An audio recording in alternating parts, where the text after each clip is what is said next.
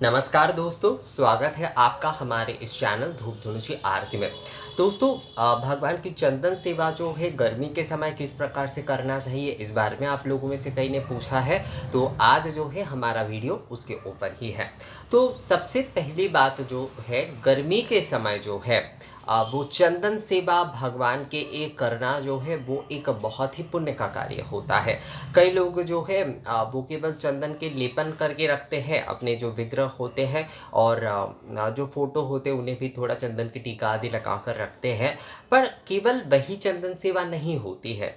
चंदन सेवा का अर्थ होता है कि आपको जो है भगवान को चंदन के जो है लेपन तो अवश्य करना चाहिए। मतलब चंदन की टीका आदि लेपन आदि ये सब कुछ तो आपको करना ही है। साथ में पुष्प की माला जो है वो आपको पहनाना चाहिए, और उसके साथ साथ जो है चंदन और कपूर के धूप जो है वो आपको धूप वासित करना है।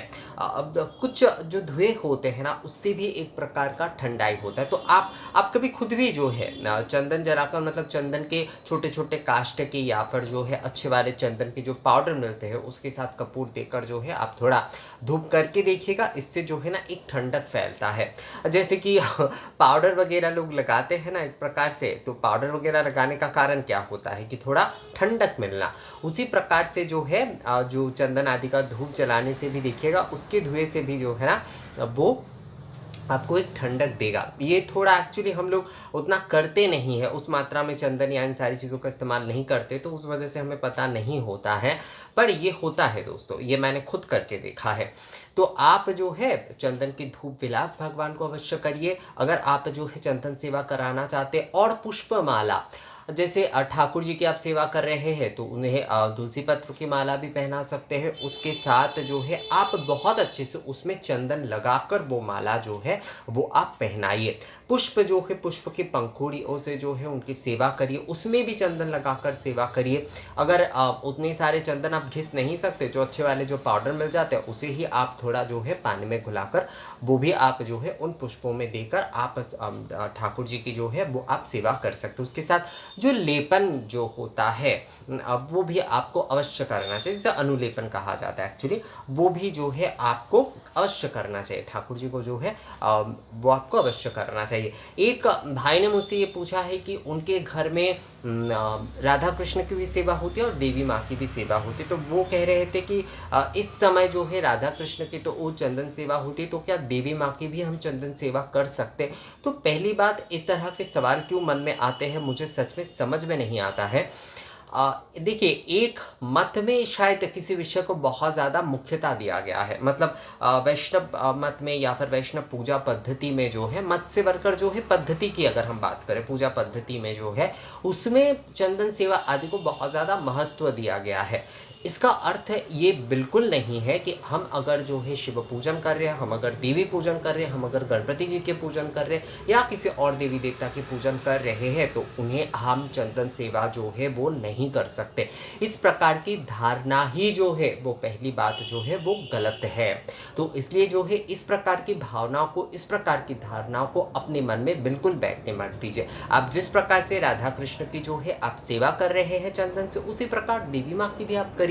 माँ की जो चंदन सेवा आप करेंगे उसमें आप लाल पुष्प आदि, जवा कुसुम के पुष्प आदि, गुलाब के पुष्प का भी आप उपयोग कर सकते हैं।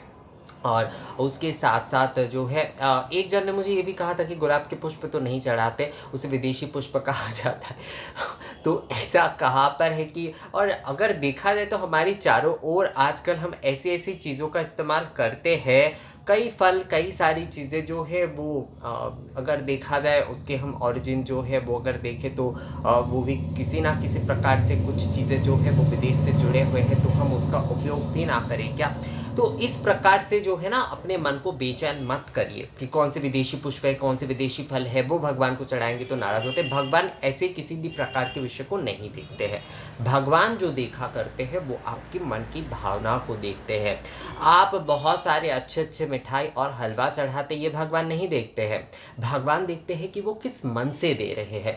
चढ़ाते तो हम हैं, और उसके अगर हमारे मन में कि ये प्रसाद का, जैसे कि मंदिरों में मैं देखता हूँ कई समय कि लोग जो है पूजा के लिए जो भी सामग्री मतलब फल आदि अच्छे वाले चढ़ाते हैं, तो उन्हें अगर एक कम मिल जाए, मतलब अगर उन्होंने 5 फल चढ़ाए तो 3 अगर उन्हें दे दिया जाए, वैसे एक फल रख ही देते हैं और बाकी दे देते, तो मान लीजिए कि 4 उन्हें मिलना चाहिए था, अगर उन्हें 3 मिल जाता है तो वो काफ़ी दुखी हो जाता है। मतलब उनका मन नहीं था देने का, उन्होंने दे तो दिया।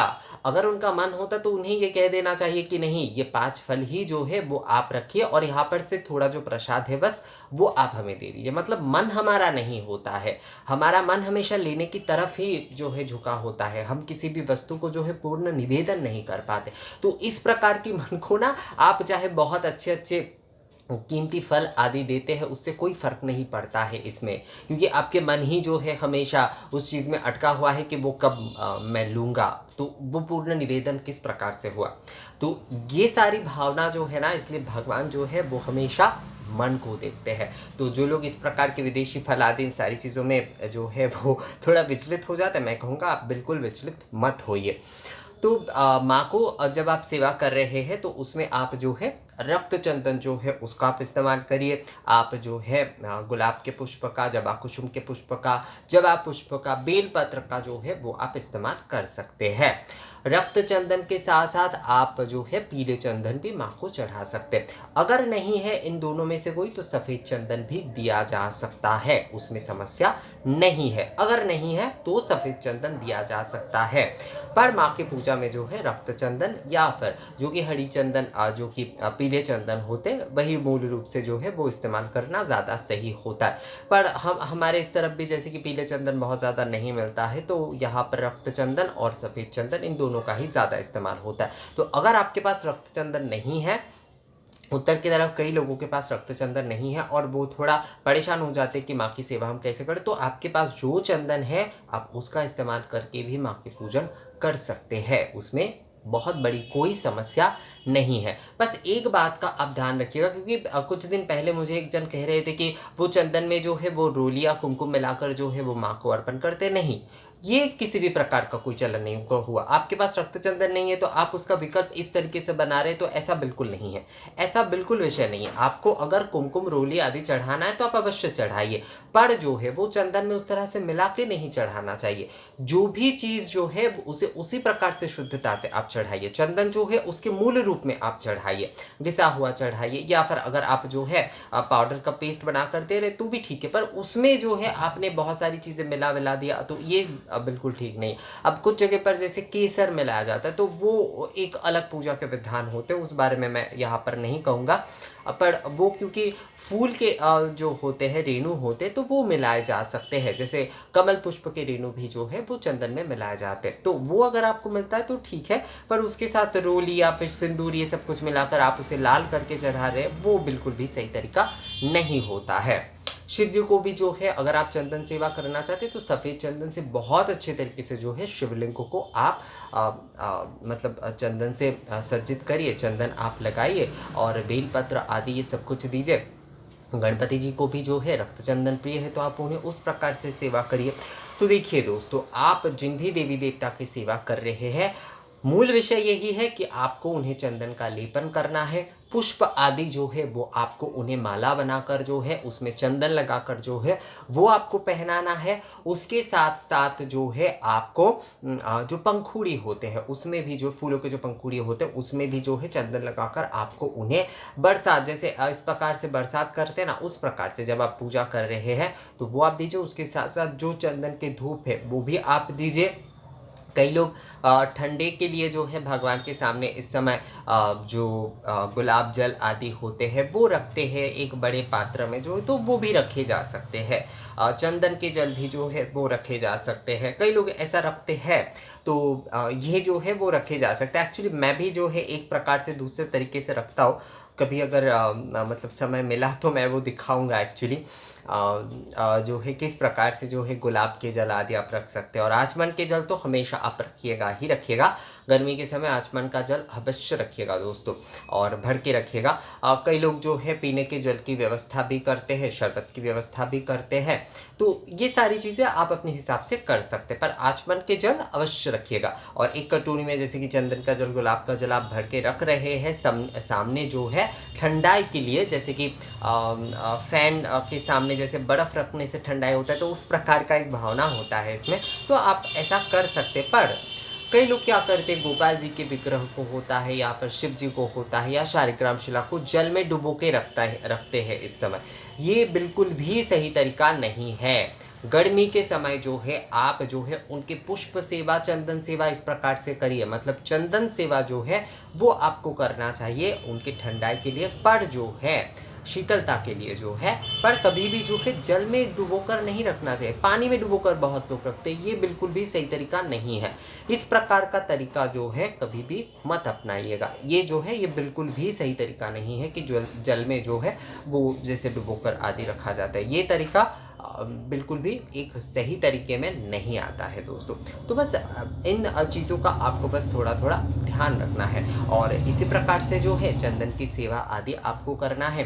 चंदन का लेपन, पंखुड़ी माला अगर आपको रोज़ नहीं मिलता है तो फूल जो है वो आप चंदन के साथ अवश्य छिड़काव करें भगवान के ऊपर, और चंदन की धूप दे, आचमनी का जल दे। ये सारे वस्तु की व्यवस्था जो है बस कम मात्रा में भी, अगर मतलब से तो कई लोग कई अलग अलग प्रकार के करते। गोपाल जी की सेवा में तो कई लोग कई अलग अलग चीज़ें भी करते हैं, तो आप जो है वो इस प्रकार से कर सकते हैं। मतलब ये मैं साधारण तौर पे कह रहा हूँ कि आप जो है सभी के अगर कर रहे हैं, और ये फ़ोटो में भी किया जा सकता है। जो लोग फ़ोटो में सेवा पूजा करते हैं, बहुत सारे लोग कहते हैं कि फ़ोटो में तो ये नियम नहीं किया जा सकता। किसने कहा कि फ़ोटो में ये नियम नहीं कहा जा सकता? फ़ोटो को ना बहुत, मैं एक चीज़ बहुत देखता हूँ कि जो लोग फ़ोटो पूजन करते हैं, मतलब चित्र में जो पूजन करते हैं, उनके मन में एक ऐसी भावना है कि ये तो बस हमने रखने के लिए रख दिया है। मूर्ति में जो देवता होती है, फ़ोटो में तो उस प्रकार की नहीं होती। ये कैसी भावना है? आप नित्य दिन उस फ़ोटो में जो है अपने भगवान के दर्शन करके उनके पूजन आदि कर रहे हैं, इस प्रकार की भावना क्यों मन में रखते हैं, मुझे समझ में नहीं आता। कई मुझे ऐसे मेल मिलते, कई कमेंट्स में भी मुझे ये विषय मिलता है। मुझे बहुत दुःख होता है ये विषय देखकर। आपने देखा होगा कि मैंने जो है अन्नपूर्णा पूजन जो किए वो मैंने फ़ोटो में किए, तो वहाँ पर मुझे माँ के दर्शन मिल रहे हैं, और मैं उस फ़ोटो में जो है माँ के दर्शन करके, माँ को अपने हृदय में उस चित्र को जो है धारण करके मैं जो है माँ की पूजन आदि कर पा रहा हूँ संपूर्णता से। मैं प्रतिदिन माँ की दर्शन मैं उसी में कर रहा हूँ। तो मतलब जो हमारी माँ की बोलिए या फिर जो लोग नित्य रूप से जो है मंदिर में विराज रहे हैं, उनके हम फोटो के माध्यम से हम पूजन कर रहे हैं, दर्शन कर रहे हैं नित्य दिन, तो ये भावना आप लोगों के मन में क्यों आ जाते हैं कि फ़ोटो में जो है हम ये सेवा नहीं कर सकते, फ़ोटो में हम ये पूजन नहीं कर सकते? ये कहीं पर नहीं है दोस्तों। घट में, पट में और मूर्ति में, इन तीनों में, पट का मतलब होता है चित्र, घट, पट और चित्र जो है, मतलब कलश में आप पूजन कर सकते, मूर्ति में पूजन कर सकते, फोटो में, इन तीनों में जो है वृक्ष आदि पूजन जो है, अग्नि पूजन, वृक्ष आदि पूजन, वो एक दूसरे विषय में आते हैं। पर गृहस्थ की साधारण पूजा की अगर बात करें तो कलश, चित्र और जो है मूर्ति में पूजन किया जा सकता है। ये तीनों जो है वो मूल विधान है, मतलब इन तीनों में हर गृहस्थ जो है वो पूजन कर सकता है। तो ऐसी मानसिकता बिल्कुल मत रखिए कि फोटो में हम जो है ये सारी नियम नहीं कर सकते, ये सारे पद्धति नहीं कर सकते, ये सारे सेवा पूजा नहीं कर सकते, ऐसा बिल्कुल नहीं है। आप उनमें ही प्रतिदिन अपने इष्ट देवता की दर्शन कर रहे हैं, उनका ही उतना ही सम्मान आपको करना चाहिए दोस्तों। और ये ऐसे ना, ऐसे एक्चुअली कुछ चीज़ें जो है, कुछ चलन हो गया है कि मूर्ति में अगर आप पूजन नहीं कर रहे हैं तो आपका पूजन जो है उतना महत्वपूर्ण नहीं रह जाता है। तो ये सारी चीज़ें जो है ये बहुत ही निम्न मानसिकता के विषय है, बहुत ही निम्न मानसिकता के विषय। मैं यहाँ पर कहूँगा, बहुत ज़ोर से कह रहा हूँ ये विषय, कि बहुत ही निम्न मानसिकता की परिचय है जो लोग इस प्रकार की बातों को करते हैं।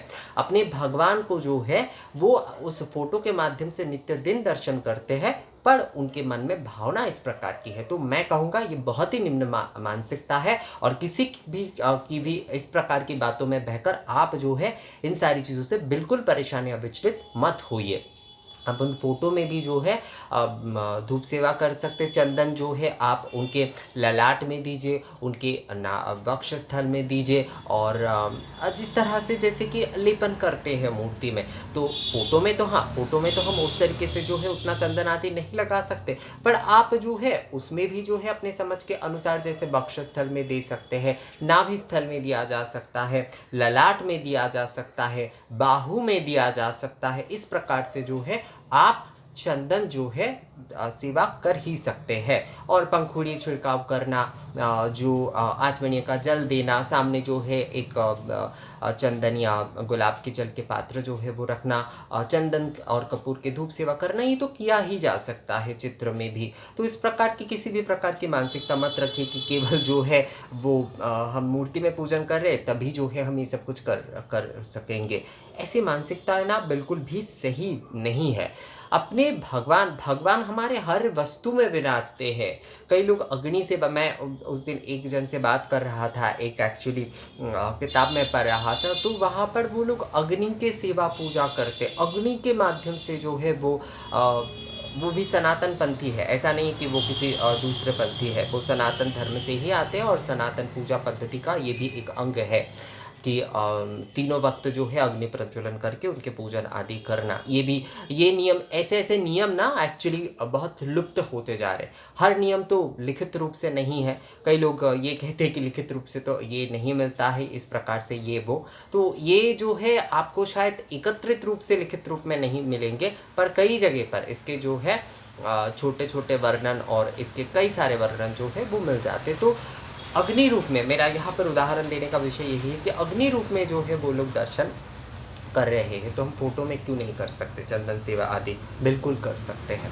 तो दोस्तों, आप अपने मन से ये सारी चीज़ें बिल्कुल हटा दीजिए, और भगवान के जो है आप बहुत अच्छे से चंदन लेपन करिए, पंखुड़ी से जो है उनकी सेवा करिए, आचमन आदि जल दीजिए, धूप सेवा करिए, और उसके साथ साथ जो सेवा की जो जल मतलब जो ठंडे शीतलता के जो जल आदि है वो भी आप प्रदान करिए। और अपने अपने हिसाब से भी जो है आप बहुत कुछ कर सकते हैं। जैसे कि दोनों तरफ फूलों के, कई लोग जो है इस समय रख देते दो फूल के जो मतलब फूलदानी जिसे कहते हैं वो रख देते हैं, उससे भी ठंडाई मिलेगा। इस वजह से कई लोग जो डाब जो होते हैं वो भगवान को अर्पण करते। तो ये सबकी अपनी अपनी भावना है।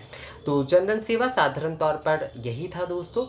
ये वीडियो आप लोगों को कैसा लगा मुझे कमेंट्स करके ज़रूर बताइएगा। अगर ये वीडियो अच्छा लगा है तो इसे लाइक और शेयर भी ज़रूर कर दीजिएगा। मिलेंगे आपसे अगले वीडियो में नए जानकारी के साथ, तब तक के लिए नमस्कार।